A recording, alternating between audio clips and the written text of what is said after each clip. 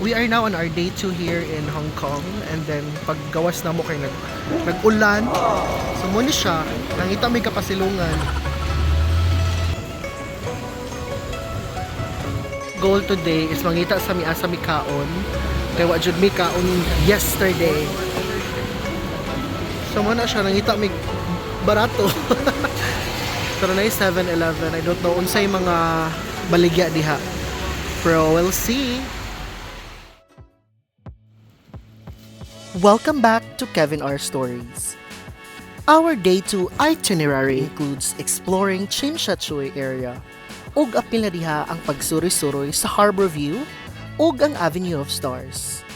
Wala kay daghang ganap for day 2, maong diha na lang sad namo gi-insert ang pagbamalit ug memorabilia items. Tara, let's explore Tsim Sha Tsui ug ang Mong Kok area sa Hong Kong.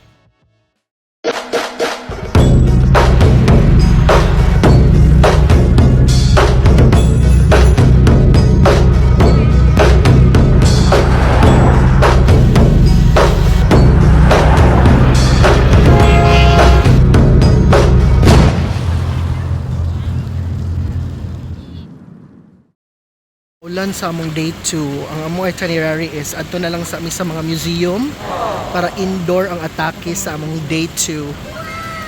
Anam Shfang, adto na mi sa mga sa mig egg tart. Egg tart is actually famous here in Hong Kong and Macau. Hey, with payong na sila nga twinning. Love, love, love!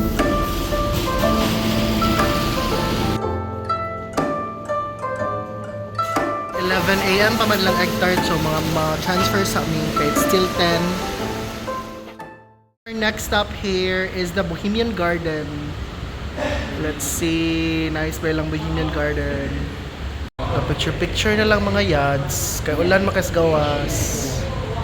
So ang forecast today is ulan kay sa tanan, and then tomorrow it's a sunny day, so tomorrow na may mag-outdoor. Best.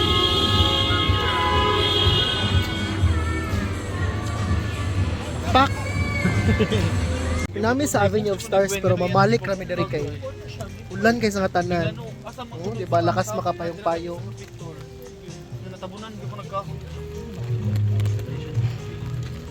Chill na nga rin na lang may diri pero ugma pa jud ni pang day 3 ni siya.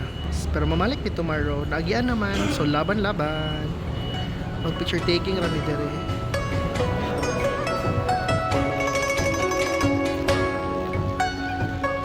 So dire mi tomorrow, pastang sa mi dire karon kay kusog kang ulan.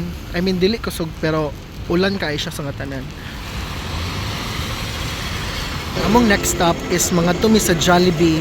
Kay lahi daw og lasa ang ilang Jollibee sa Hong Kong sa Jollibee sa Pinas. Lahi og timpla actually. So here padong nami sa Jollibee, bida ang saya. Eta nami. Okay, lahi sa daw og lasa ang McDo. Magahi sa menu. Ah, so di siya pareha sa Pinas. Naan namin sa Jollibee. Let's try Jollibee. Jollibee kay mostly Pinoy sa ilang crew. Nagtagalog ra sila. Yeah. On with our lunch at Jollibee. Karon ato nami sa Mong Kok. Kay wala nami extra activity sa among itinerary for day 2. So padong mi sa Mong Kok for a very light shopping. Sneaker Street, mananamig mga sapatos. Kay man siyang sikat na barato nga sapatos. Hello, 99 best ah. Arut. Sa ladies market. So ang ladies market is where you can buy kanang mga souvenirs like magnets, toys, t-shirts. So you can choose bisag unsa ra imong ma-choose. If you have No. yeah. This one 10 or 5. That is for $40. $40. 50? How many? 1, 2, 3, 4, 5, 6. 6 for 50. Yeah, you like 50 for me. Okay, no for Patamali for you. 6 for 50. So that's how much each? 50. So, Macau. Tapos give me 150. I'll get one for 50. 50, no. 50 Okay, one. Oh, Macau. Hey, ate. You have Macau but not sticker. This will ngat. Ngat ngete. Not sticker. This one, rubber. No more. No more. Macau. And then this is Macau. Ah. This one, 50. 50 for six pieces for 50. Yes. Kappa. 50 manang ha. Mm. For six. Yes. 50. How much is that, the bell? How much is the bell? Oh, How this much is for the bell? free Because we buy a lot. 1,000. Oh my God, 1,000. Bye-bye. No free for us? No free. Okay. Give me one, no. Here. That's a free? Free? Give me 180. Ay, natin siya sa free dahil. Mo gani. Kiniyatang sukli masarap. Irit. Sa ladies market, daghan kay gipangpalit ang yads, budol malala. So padung na mi uli kay basin mabudol pa mi. Padung na siya palit og egg tart.